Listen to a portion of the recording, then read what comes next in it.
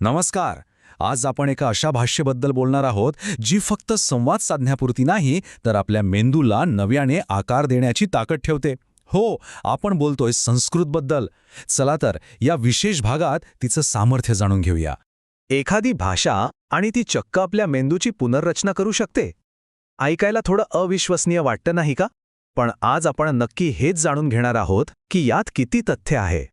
चला तर या अद्भुत प्रवासाची सुरुवात करूया. ही काही हवेतली गोष्ट नाहीये, यामागे पक्कं विज्ञान आहे.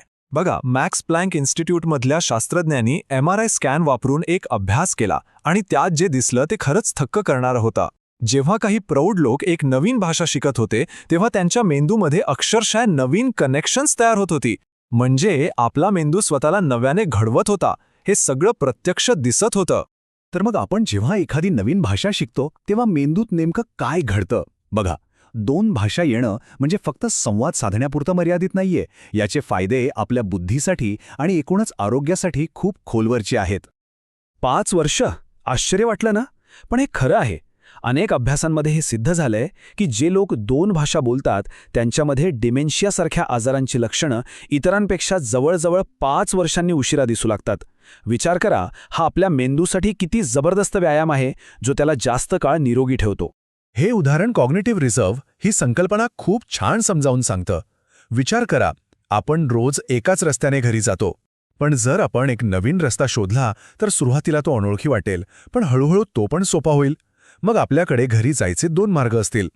तसंच काहीसं मेंदूचं आहे. नवीन भाषा शिकताना आपण असेच नवीन न्यूरल मार्ग तयार करतो. मग पुढे जाऊन वयानुसार एखादा मार्ग कमकुवत झाला तरी आपल्या मेंदूकडे काम करण्यासाठी दुसरा मार्ग तयार असतो. थोडक्यात काय तर कोणतीही नवी भाषा शिकणं हे मेंदूसाठी एका सुपरफूड सारखं आहे. इथे जे फायदे दिसतायत म्हणजे स्मरणशक्ती वाढणं, प्रॉब्लेम सॉल्व्हिंग स्किल्स सुधारणं, मल्टीटास्किंगची क्षमता वाढणं, ही तर फक्त सुरुवात आहे. याचा सकारात्मक परिणाम आपल्या आयुष्याच्या प्रत्येक भागावर होतो. पण एक मिनिट, सगळ्या भाषांचा मेंदूवर सारखाच परिणाम होतो का? तर नाही. आणि इथेच संस्कृतचं वेगळेपण समोर येतं. संस्कृत ही फक्त एक भाषा नाहीये, ती एक संपूर्ण सिस्टीम आहे. चला पाहूया ती इतरांपेक्षा इतकी वेगळी का आहे. इथे बघा, एक खूप मोठा फरक लगेच लक्षात येतो. आजच्या अनेक भाषांमध्ये कसं असतं, एकाच शब्दाचे अनेक अर्थ निघू शकतात. सगळं काही संदर्भावर अवलंबून असतं. पण संस्कृत गणितासारखी आहे, एकदम प्रिसाईज, अचूक. इथे संदिग्धतेला, कन्फ्युजनला जागाच नाही. संस्कृतला परिपूर्ण किंवा संस्कारित का म्हणतात? त्याची काही कारणं आहेत.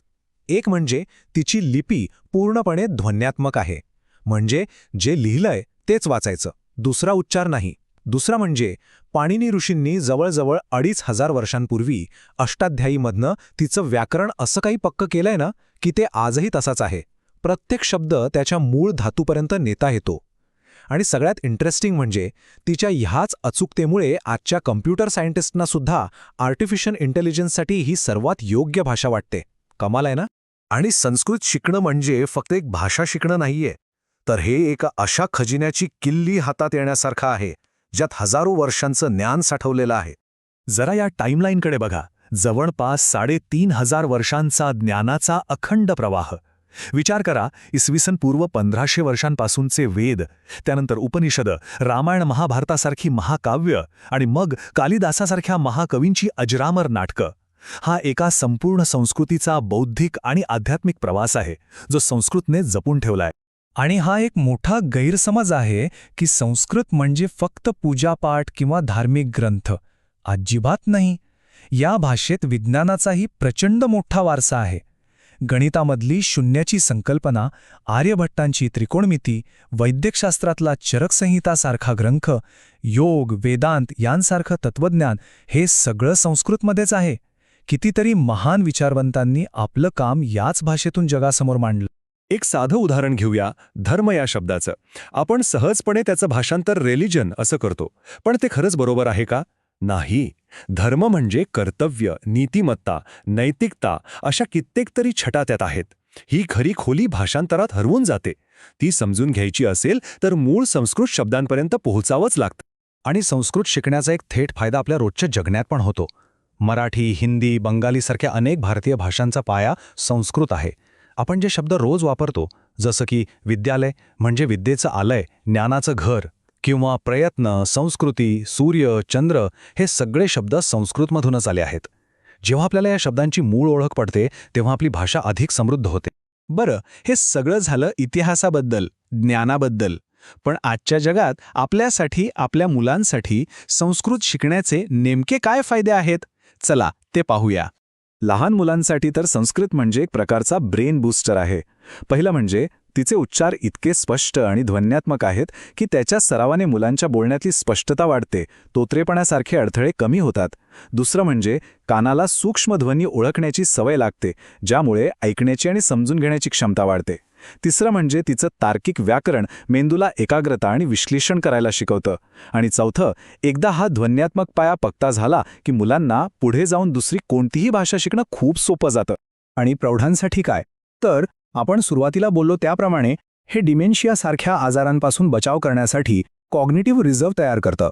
त्यासोबतच ज्यांना योग, ध्यान किंवा आयुर्वेदात रुची आहे त्यांना पतंजली योगसूत्र किंवा चरक संहितेसारखे ग्रंथ थेट मूळ स्वरूपात वाचता येतात, मधल्या कोणाच्याही भाषांतराशिवाय. हे आत्मशिस्त आणि मानसिक शांतीसाठी एक खूप मोठं साधन ठरू शकतं. तर या सगळ्या चर्चेतून आपण कुठे पोचतो? एका महत्त्वाच्या निष्कर्षावर की संस्कृतकडे केवळ इतिहासातली एक गोष्ट म्हणून पाहणं ही खूप मोठी चूक ठरेल. ती एक जिवंत शक्ती आहे. हे लक्षात ठेवणं खूप महत्वाचं आहे. संस्कृत ही मृत भाषा नाही. ती एक जिवंत किल्ली आहे, जी आपलं मन, आपला मेंदू, भारताचा हजारो वर्षांचा बौद्धिक वारसा आणि सर्वात महत्त्वाचं म्हणजे स्वतःची खोल ओळख करून देणारे दरवाजे उघडते.